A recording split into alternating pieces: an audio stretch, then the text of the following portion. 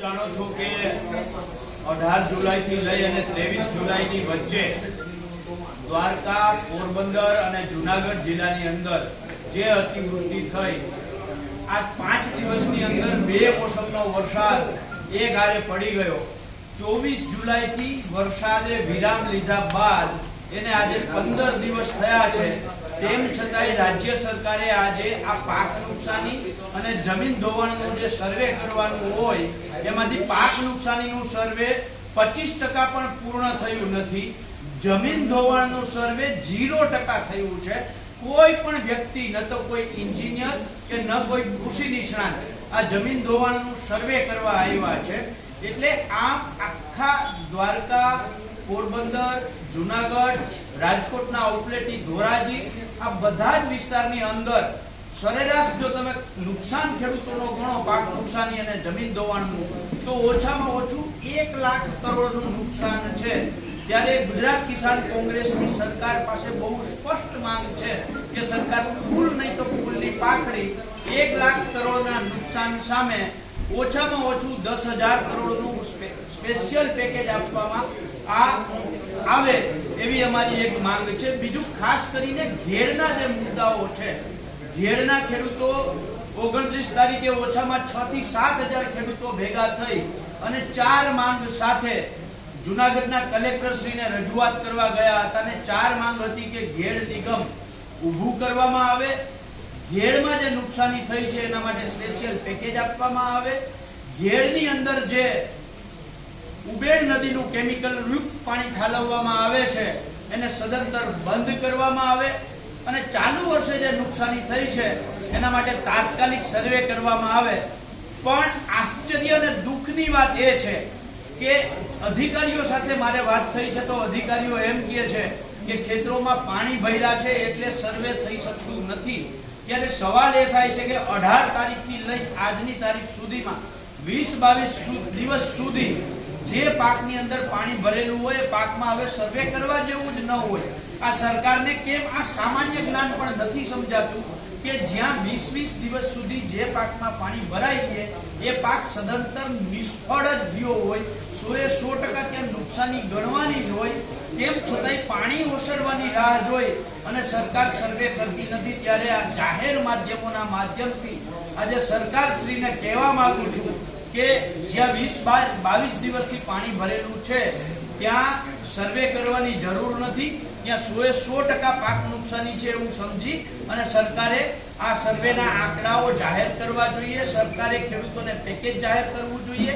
કારણ કે ખેડૂતને વરસાદ થયા પછી 20-22 દિવસ સુધી કોઈ સર્વે કરવા ન આવે તો જ્યાં વરાપ થઈ છે, જે ખેતરમાં જવાય એમ છે એ ખેતરમાં ખેડૂતે ફરીથી વાવણી કરી દે, સર્વે કરવા આવે એની રાહ ન જોઈ. ખાસ કરીને ઘેડ વિસ્તારનો જે સૌથી મોટો પ્રશ્ન છે એ આ જેતપુરના ડાઈંગ ઉદ્યોગ દ્વારા જે કેમિકલ યુક્ત પાણી ઠાલવવામાં આવે છે આનો સૌથી મોટો પ્રશ્ન છે. જેતપુર ડાઈંગ ઉદ્યોગને જીપીસીબીએ છેલ્લા 5 વર્ષની અંદર ઓછામાં ઓછો 43 લાખનો દંડ કર્યો છે. 5 થી 7 વખત ક્લોઝર નોટિસો ફટકારી છે અને તેમ છતાંય એ ડાઈંગ ઉદ્યોગ જે ભાટગામ પાસે વોશિંગ ઘાટ કરેલો છે, આ માત્ર શોભાના ગાંઠિયા સમાન બની ગયો છે. આ વોશિંગ ઘાટ છે એ આખા વર્ષનું કેમિકલ કચરો ભેગો કરી અને જ્યારે ઉબેડ નદીની અંદર પૂર આવે ત્યારે પાઇપ વાટે આખા વર્ષનો ભેગો કરેલો કેમિકલ કચરો ઉબેડ નદીમાં ઠાલવે છે. એના કારણે ઉબેડ નદી કાંઠાના ગામો અને ઘેડ વિસ્તારના ખેડૂતોની જમીન બંજર થાય છે. ખેડૂતોની જે પાક છે આ પાક અત્યારે પાણીમાં છે તેમ છતાંય સુકાઈ જાય છે.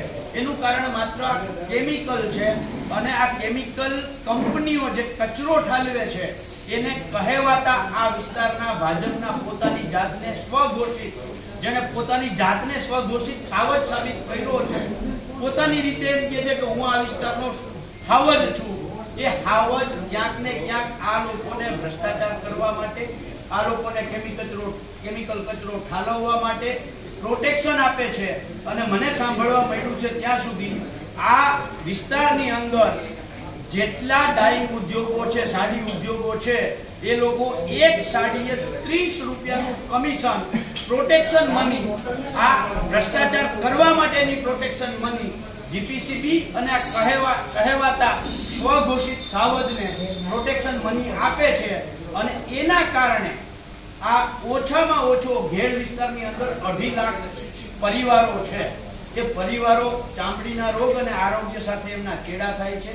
1 લાખ હેક્ટર જેટલી જગ્યા આના કારણે પ્રભાવિત થાય છે.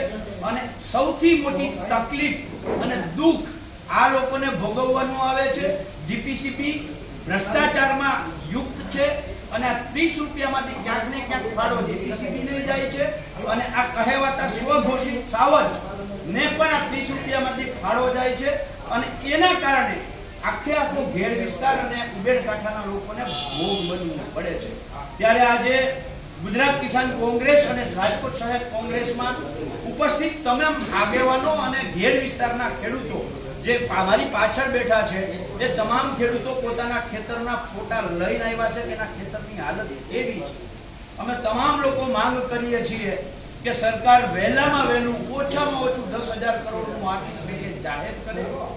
ડાઇંગ ઉદ્યોગ જે કેમિકલ કચરો છોડે છે એને તાત્કાલિક બંધ કરે. ઘેડ વિસ્તારની અંદર ઘેડ વિકાસ નિગમ તાત્કાલિક ઊભું કરવામાં આવે. જો સરકાર આ બાબતે નિર્ણય નહીં કરે તો આવનારા દિવસોમાં ગાંધી ચિંધ્યા માર્ગે આ તમામ ઘેડ વિસ્તારના લોકોને સાથે લઈ અને આ 4 માંગ માટે અમારે આંદોલન કરવાની જરૂર પડશે. તો ગુજરાત કિસાન કોંગ્રેસ એના માટે સદાય તત્પર છે.